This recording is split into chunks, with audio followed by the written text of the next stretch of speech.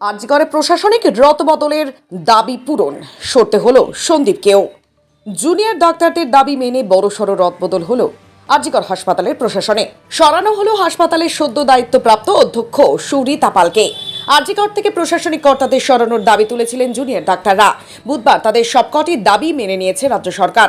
শুধু আরজিকরের প্রশাসন বদলই নয়, সন্দীপ ঘোষকেও ন্যাশনাল মেডিকেলের অধ্যক্ষ পদ থেকে সরানো হয়েছে। বুধবার সল্টলেকের সিজিও কমপ্লেক্স থেকে মিছিল করে স্বাস্থ্য ভবনে গিয়ে নিজেদের দাবি দাওয়া জানান আন্দোলনকারী চিকিৎসকেরা। এরপর রাতেই আরজিকরের নতুন অধ্যক্ষ, নতুন সুপার, অ্যাসিস্ট্যান্ট সুপার এবং চেস্ট মেডিসিন বিভাগের প্রধানকে সরিয়ে দেওয়া হয়।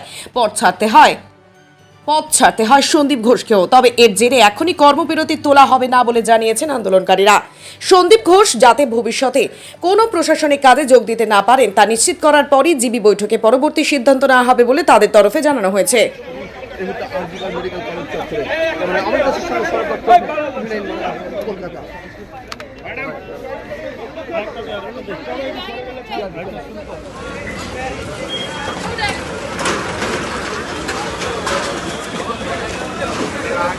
আমাদের আন্দোলনের নেক্সট যে কর্মসূচি সেটা আমরা জানাবো। আপনাদের প্রিন্সিপাল নেই, যে দাবি ছিল আপনাদের এখনো আছে। সে বিষয়ে কি কথা হলো? সেই বিষয়েও বলেছি, সেই বিষয়ে উনি কিছুই বলতে পারলেন না, নিরুত্তর থাকলেন। একদম বললেন যে দেখবো।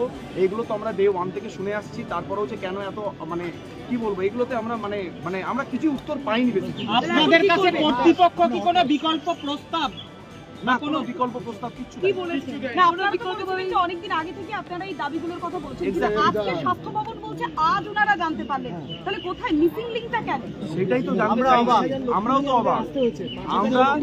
আমরা এতদিন ধরে এত কিছু রিকোয়েস্ট করার পর আজকে 5,000-এর উপর মানুষ নয়, বেশিরভাগই ডাক্তার আছেন, কিছু সাধারণ মানুষও আছেন, তারা যে এই 3 কিলোমিটার 3.5 কিলোমিটার হেঁটে এখানে এলাম, তাহলে আমাদের কি হলো? আমরা তো খুব ছোট্ট কিছু দাবি নিয়ে এসেছিলাম, মহামান্য এমন কিছু তো দাবি নিয়ে আসেনি যে আমাদেরকে এইটা করে দিতে হবে, ওইটা করে দিতে হবে।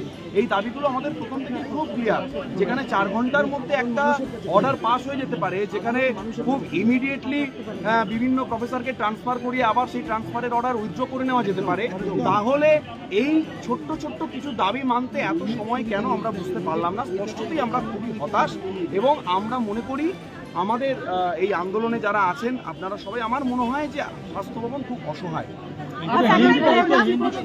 আপনারা প্রিন্সিপালকে ট্রান্সফার করার সঙ্গে সঙ্গে পরবর্তী পদক্ষেপ কি হবে? নতুন প্রিন্সিপাল তিনি কোনো কথা বলছেন না। আপনারা বলছেন যে কোনো চাপের কাছে নথি স্বীকার করছে স্বাস্থ্য ভবন। কোন চাপ? সেটা আপনারা স্বাস্থ্য ভবনকে জিজ্ঞেস করুন।